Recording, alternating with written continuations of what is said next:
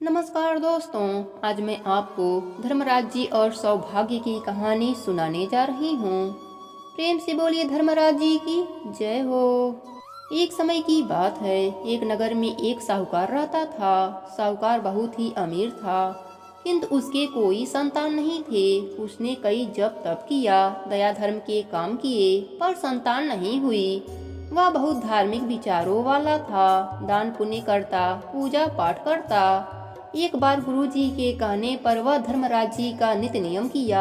धर्मराज जी उससे प्रसन्न हुए और साहूकार से कहे, तुम्हारी तपस्या पर मैंने तुम्हें पुत्र दे दिया, किंतु यह पुत्र केवल 18 वर्ष तक ही जीवित रहेगा। जिस दिन इसकी आयु 18 वर्ष पूरी होगी, उसी दिन आधी रात को इसकी मृत्यु हो जाएगा।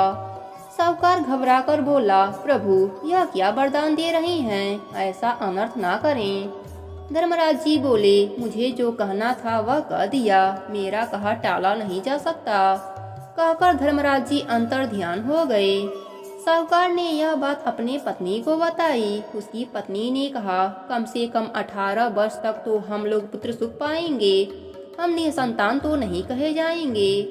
साहूकार की पत्नी गर्भवती हुई और समय आने पर उसने एक सुंदर बालक को जन्म दिया। उसका पालन पोषण अच्छे से होने लगा। 18 वर्ष का होते होते वह युवक दिखने लगा। साहूकारनी को उसके विवाह का चिंता सताने लगी। साहूकार विवाह का बात टालता रहा। साहूकारनी ने बहुत जिद करी। तब साहूकार ने बेटे का विवाह एक अच्छे घर की कन्या से करा दिया। विवाह के बाद सब आनंद से रहने लगे, पर साहूकार को डर लगा रहता। जब 18 वर्ष पूरे होने को शेष एक महीना बच गया तो साहूकार बहू को मायके भेज दिया। अब माँ बाप उदास रहने लगे। सास बहू को बुलाने का जिद करने लगी। तब साहूकार बहू को लाने चल दिया। बहू को लेकर साहूकार जब घर आ रहा था, तब रास्ते में बैठकर फूट फूट कर रोने लगा, क्योंकि आज बेटे का अंतिम दिन आ गया था। बहू को समझ में नहीं आ रहा था कि ससुर जी क्यों रो रहे हैं। वह पूछने लगी कि उनको क्या तकलीफ है। तब ससुर जी ने बताया कि तेरे पति का आज अंतिम दिन है। धर्मराज जी ने उसे हमें 18 वर्ष तक के लिए ही दिया है। कहते हुए साहूकार रोने लगा। बहू ने कहा, पिताजी आप चिंता मत कीजिए, सब ठीक हो जाएगा।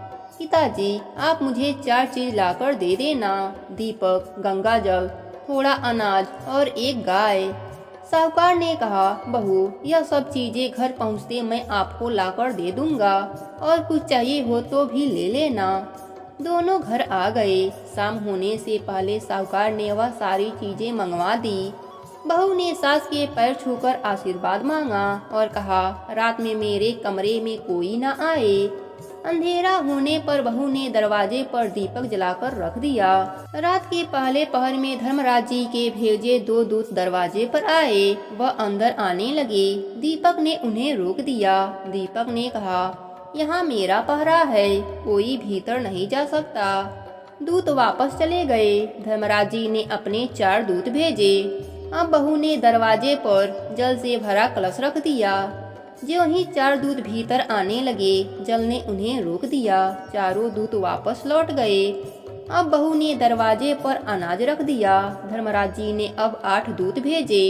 अनाज ने उन्हें भीतर नहीं आने दिया और वह फिर वापस जाने पर मजबूर हो गए। अब धर्मराज जी ने 16 दूत भेजे। तब बहू ने दरवाजे पर गाय माता को खड़ा कर दिया।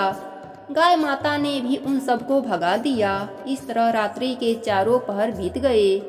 जब सभी दूत वापस आ गए, तब धर्मराज जी के क्रोध का ठिकाना न रहा। वह स्वयं साहूकार के घर पहुंच गए। जैसे ही धर्मराज जी घर के भीतर आए, बहू ने झुककर उनके पैर छू लिया। धर्मराज जी के मुंह से निकला, सौभाग्यवती भव।